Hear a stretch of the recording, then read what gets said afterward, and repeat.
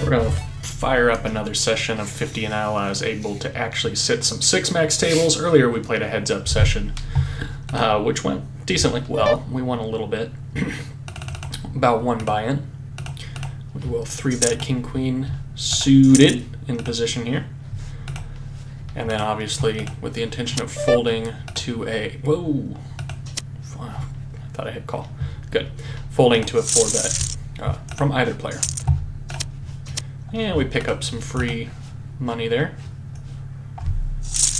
Now, we've talked about this in the past videos, but our stats are all pretty much blind at the beginning because the sample sizes are non-existent. They really mean nothing yet. Due to the anonymous tables, we have no stats on any of the players.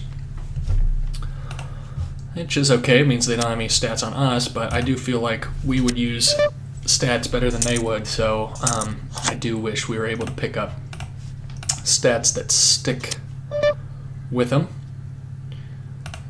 From the cutoff, I'm going to open King 10. This guy's stack size is a little frustrating because he's going to be able to reship pretty wide. And he just flats.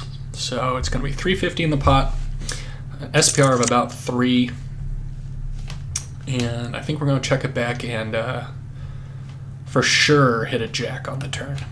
Now we'll just be able to fold. We have essentially no fold equity, or at least in theory we should have no fold equity, and our real equity is just 4 outs twice against an ace and 7 outs twice against a random queen. Really 7 outs times 4 because of the way you calculate odds, but 7 outs with 2 to come is what I meant. So this guy is going to open up and 3-bet us. They can do it pretty wide. Blind v blind, but I'm not going to get into it with them yet.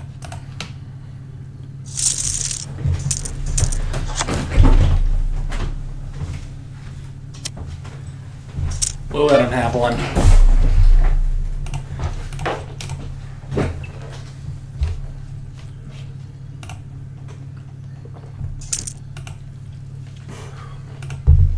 Keep our stacks full. I was going to open this in the, technically the cutoff, but this guy with half a stack opened in front of us, so we will let the suited connectors hit the muck, and we will take a flop with King 10. This guy's short stack means if we flop a king, which we did, we'll probably be happy to get it in. Against him, is there a ton of value in raising? Might be. Don't think he has a ton of king jacks. Obviously shouldn't show up with king, queen, ace, king very often, and I'd like to protect on a very drawy board. He gives it up pretty quickly. Maybe we should have called down, let him bluff some hands, or think he's then value betting with like a weird 8, but I think that was okay. 11-11 over 9 hands. I think we can steal pretty wide. Like I said, sample size is almost non-existent, but we know he hasn't been going crazy in those 9 hands, and we do flop a flush draw. And take it down with a C-bet.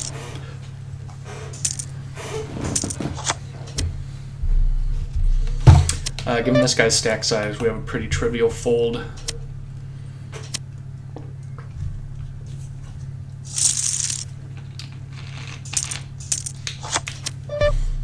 And another fold.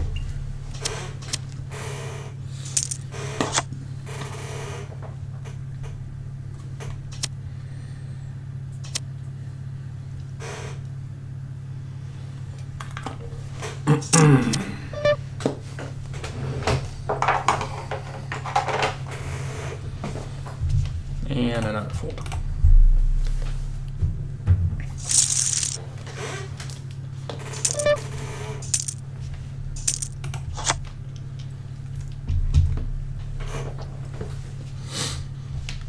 So, one thing I will say that's kind of a bummer, but might be a blessing in disguise, is that Ignition only lets you play 4 tables at a time. I used to play 12, so definitely a big step down from what I'm used to as far as online poker is concerned. That said, it does let us focus more in and make sharper plays.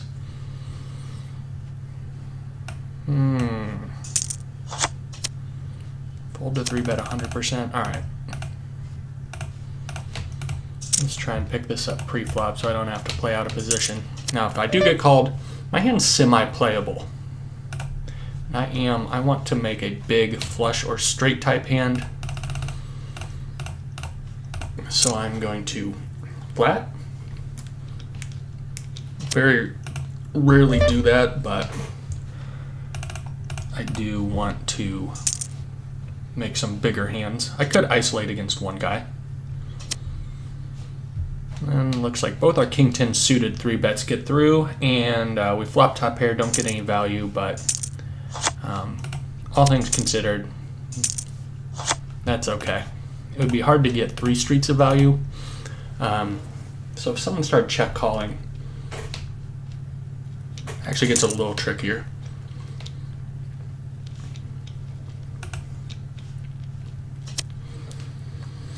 So games have definitely gotten tougher, but there's still a ton of players making very, very weak plays. You see a guy here, open limp, over limp, over limp. These guys are more justified in it because of the initial limper. But there's still a lot of weak players making some bad plays. I make my fair share of my own, but luckily, been playing okay lately, making less mistakes than a lot of my opponents. And given this stack size, we are going to be happy to bet, get it in. Sweet. We'll put it in. Sometimes he'll have jack 10. It's good for us. Now he has to hit a 10, and he does not. So running pretty good. I'm actually running above expectation this week, which has been nice. After a couple weeks of just getting obliterated.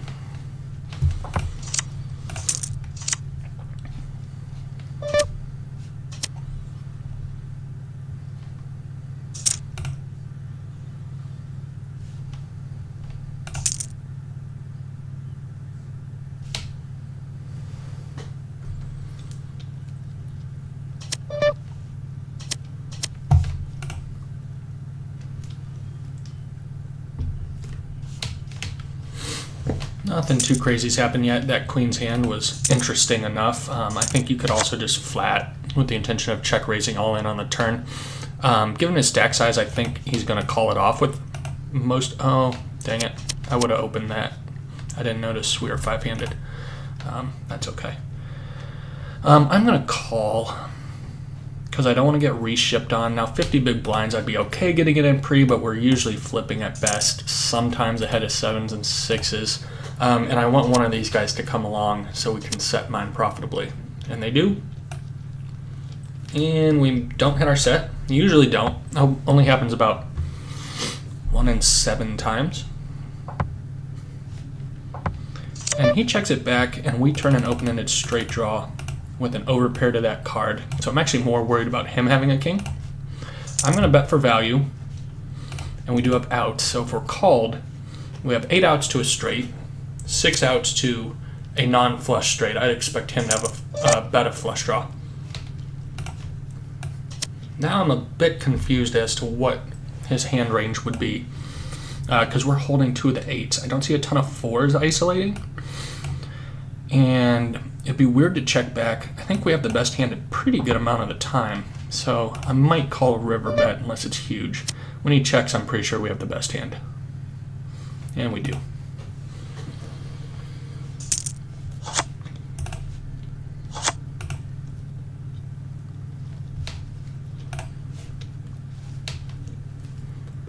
And he had ace high, a little bit of showdown value.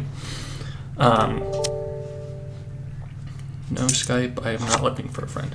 A little bit of showdown value and a gut shot. And I'm guessing he checked back the river because he thought he had showdown value. Sometimes maybe I'll have like a weird 8. Ace 8 would actually let the 9 play.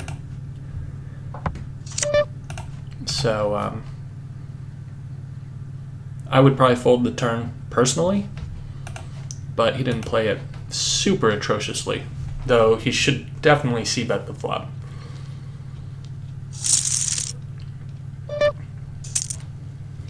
Actually, I don't know if I should say definitely, but it would get hands like mine. I would have folded.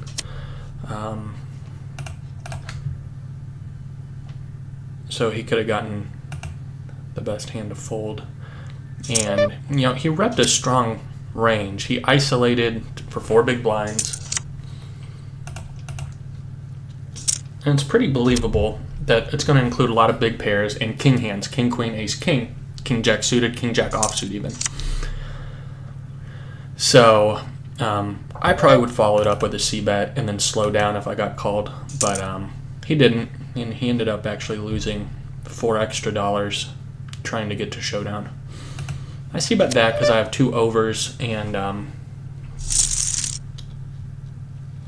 raising pre-flop. I have the initiative. Now, it's not my favorite board to c-bet against bad players. This guy's playing 42-16. This guy folds to 3-bet 100% of the time. So I'm going to flat. Does 2 things for us. Keeps worse hands in. Lets us set mine. Under reps our hand. So now we have an overpair, and he shouldn't expect us to have an overpair super often. Now this is interesting. He leads, and this guy now has a decision with me behind him.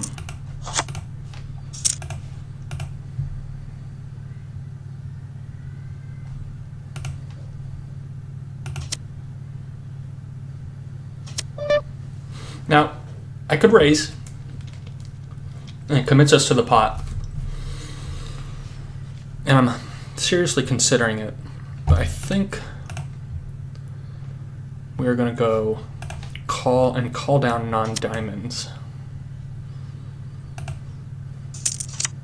Jack's not great, so jack of diamond, like 10 jack of diamonds or something, now has us locked up pretty good. But that's only part of his diamond range. If he has jack 8, and we are going to call down, that card should be okay for us.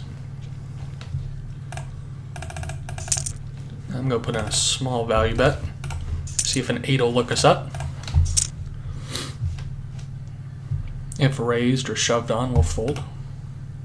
So I isolated, got about the worst flop possible. So we will let that go. And we win a non-showdown pot. Good for the red line. Might have missed some value from a flush draw that would have spazzed it in.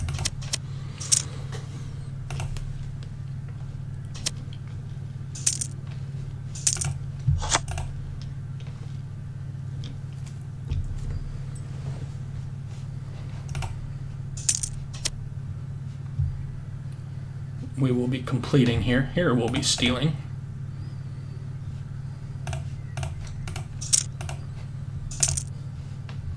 %, 3-bet.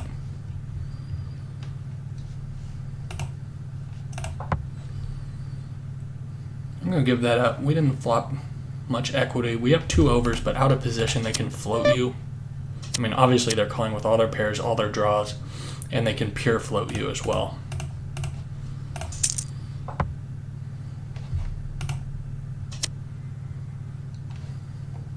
So we'll let that go. I'm not all that interested in this pot, except, so the queen of diamonds is quite possible, actually. What hands do I beat? Not the queen of diamonds. He's playing 18-0, semi-aggressive post-flop.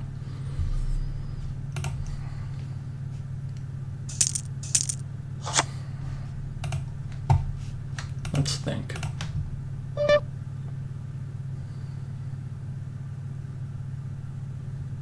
He just called pre. 325 into 9. Looks pretty value-y.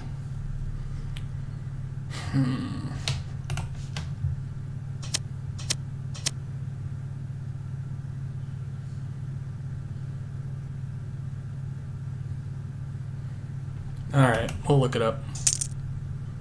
Oh, he had a flush on the turn. That was really close. It probably shouldn't be close. I think you can just fold.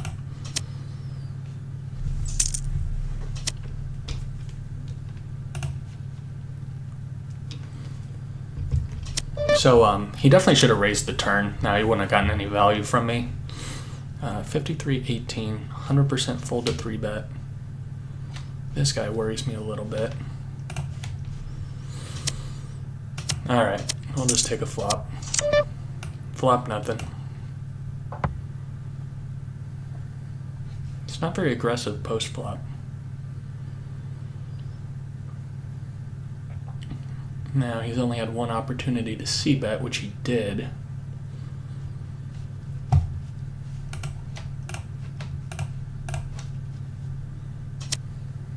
think we'll let it go. We don't have much going for us.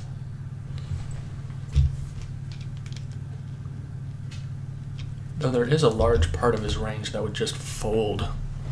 Random aces. Alright, I've convinced myself.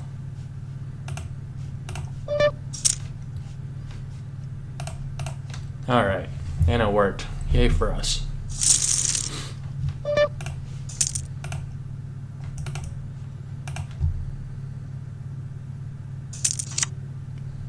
Bottom pair. Backdoor nut flush draw. We'll bet.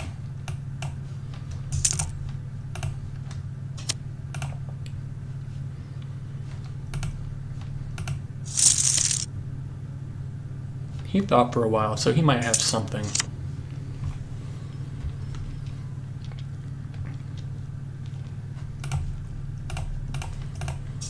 All right, 525 into 15. Our diamonds are really the only good outs.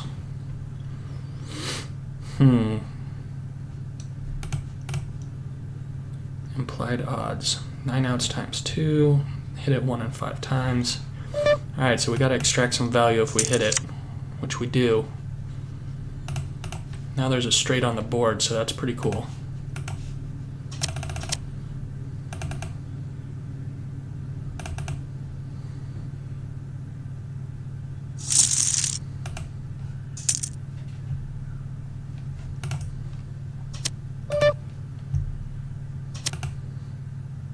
He can't have 4-5 for the straight flush. Sick fold, man. So we did not extract value. He wouldn't call for the chop. I should have bet smaller or bigger. Like, either go for it, hope they have a 9 or can't get away from the possible chop, or much smaller, hoping, you know, they'll just look it up thinking, it's probably a chop. So I think that was a mistake.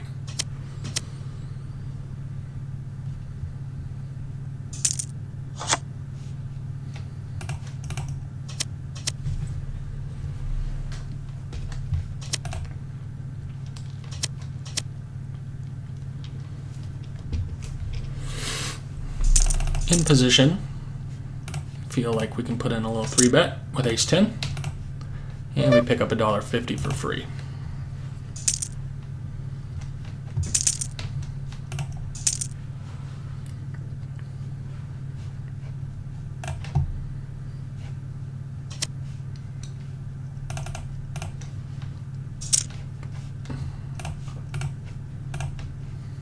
He calls pretty quick. C-bet because I've got the ace of clubs in my hand. It's actually an interesting turn. Do I want to check call 2 streets though? Probably not.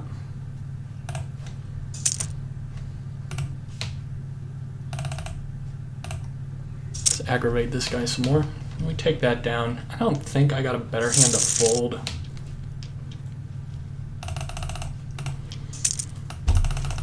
Obvious bet right there.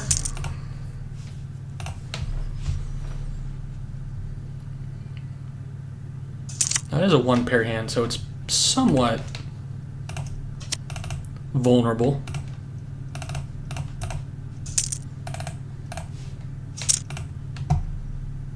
I don't expect a ton of 6s in his range. Ace, Queen, Ace, Jack obviously gives us we get a ton of value from.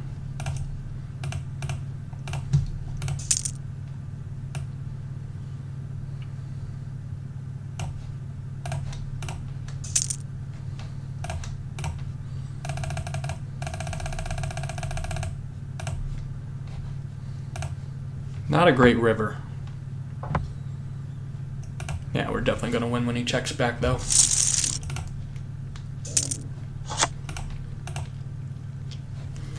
So this one was tough. It was tougher than it seems, because when I bet half pot, so I thought about maybe just jamming, but it's hard for, like, worse aces will get away. I thought about betting really tiny, and then I kind of went for just a pretty straightforward half pot value bet, hoping ace jack, ace queen, ace 10. Was there a 10 out there? I don't think there was a 10. So like some worse ace would call. He folded pretty quickly. So I'm not exactly sure what he had. Was there a flush available? I was paying attention to another table. It's possible he had a flush draw. Maybe, yeah, he could have had diamonds. King, queen of diamonds, king, jack of diamonds, queen, jack of diamonds. 7, 8 of diamonds. Might have gotten it in on the flop though. Queens, jacks. Would they go check, call, check, snap fold though? Yeah, I'm not sure what he had.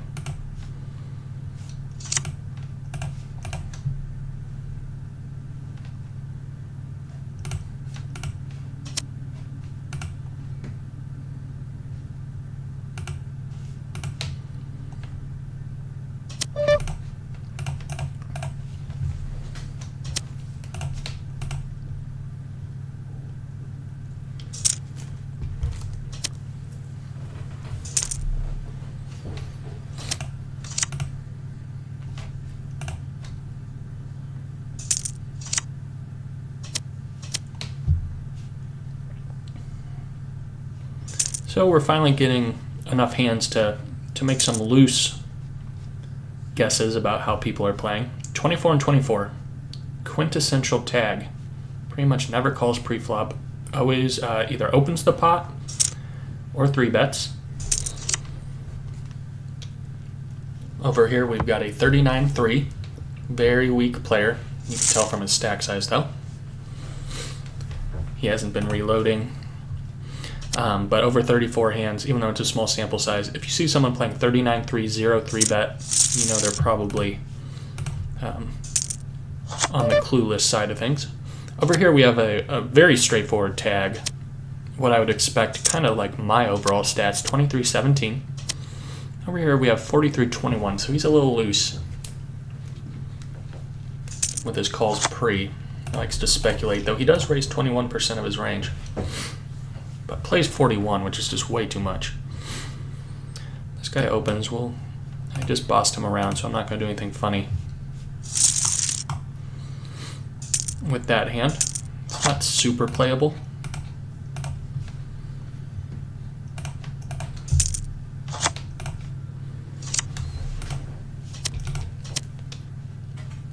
Up here we've had all 32 hands with these same 5 players, and we've developed 29-16, pretty loose pre, with not enough raising, though he 3-bets 0% of the time. Ace on the button will raise. 22-3, same problem. His range is tighter, it's more legitimate, but he's not raising enough, he never 3-bets. Here is a pretty taggy looking stats, 22-16. Is decent. I'm not going to barrel this. Now we actually win against Jack 10 and sometimes Jack 9. Now we lose against all that. So we don't have much showdown value anymore. But I'm not going to try and bluff him off a king, or obviously a queen's never folding. And he had trips, trying to trap me or something.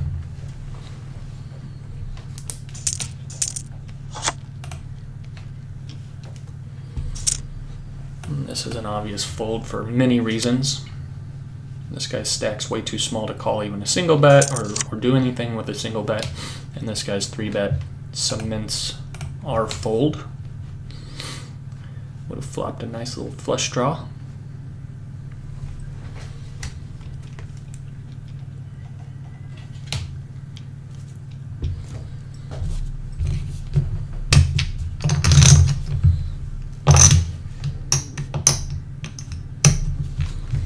Sixes are getting bumped up.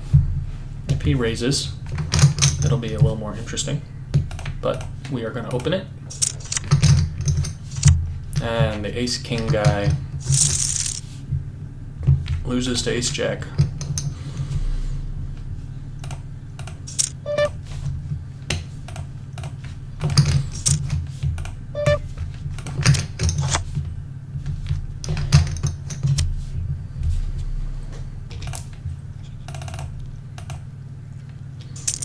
This guy's pretty loose.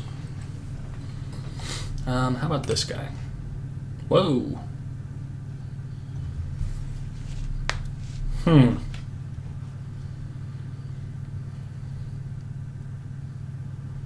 Overbets 10 into 7, 10 to win 17. I think we're gonna fold.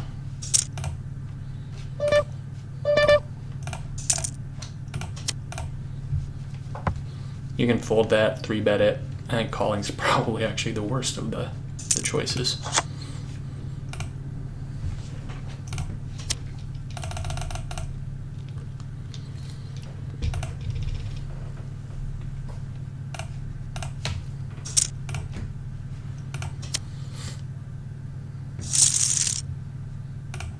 Good. Bad player here, just cold. So, might induce him to go crazy. Nope. And obviously we'll be getting it in. If he has a set, he has a set. But we get a ton of value from hearts. And obviously queen jack, king jack, stuff like that. Or we just take it down.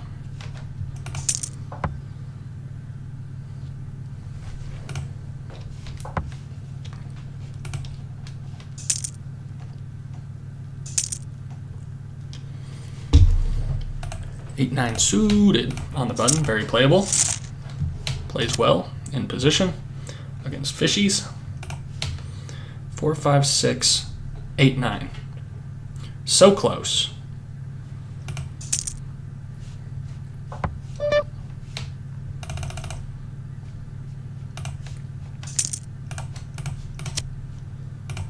Alright, got through one. Now we do have outs to the super nuts. That's actually a good barrel card, so we will continue our story. Sometimes get check raised by a set, a weird 2-pair, or a flopped straight. But ace 7 could now possibly fold, which is good for us. We're going to 3-bet this. Fold that. And we take that down with a second barrel. That's nice. Now, made it a little easier. We had outs to the nuts and a scare card came. 41-23. I'm going to fold this with all these people behind me. Alright, we 3-bet this one, so I'm going to stab pretty small. If he doesn't have a heart, now if he has like the ace of hearts or something, you know, too bad for us, but he folds pretty quickly, so red line's probably looking pretty good this session. We are almost to the 30-minute mark, so I'm probably going to wrap this video up pretty quickly. In fact, we'll start hitting the sit out next big blind buttons.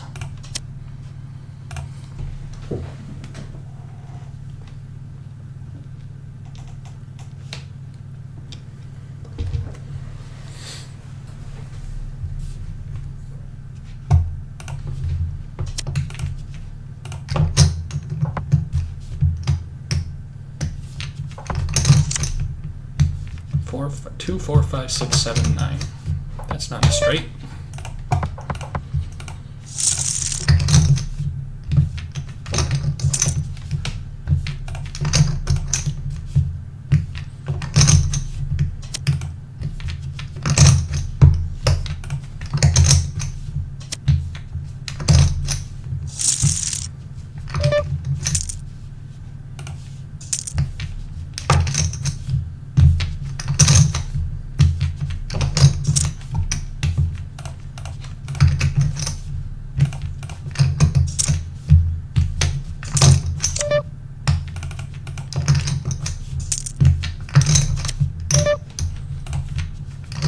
Not going to c-bet that.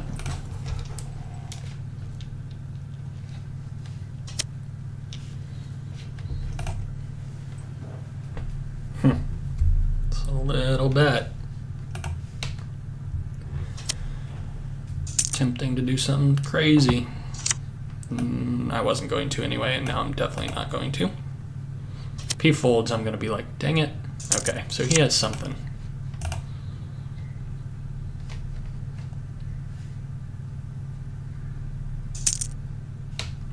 Possibly a flop straight or a set. Maybe a flush draw. And the way he's played it, I imagine it's a flush draw. Or two pair that's scared of the set or straight. But his bet was really small on the flop.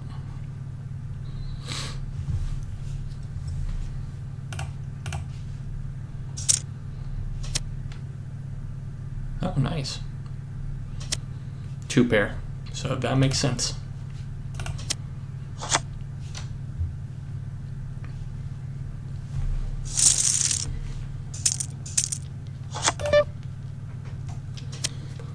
So we are down to our last table. Two more hands. Nope, one more hand.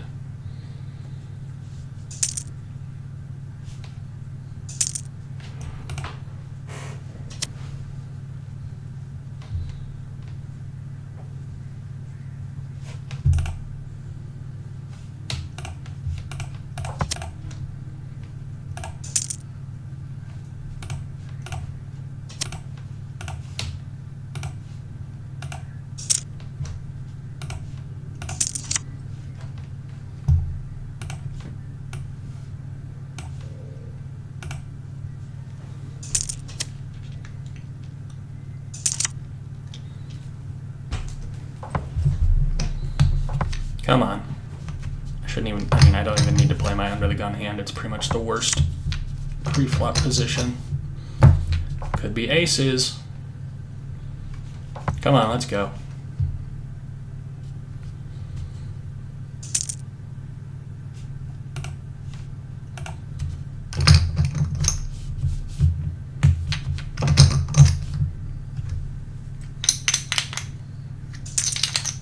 That's a full house.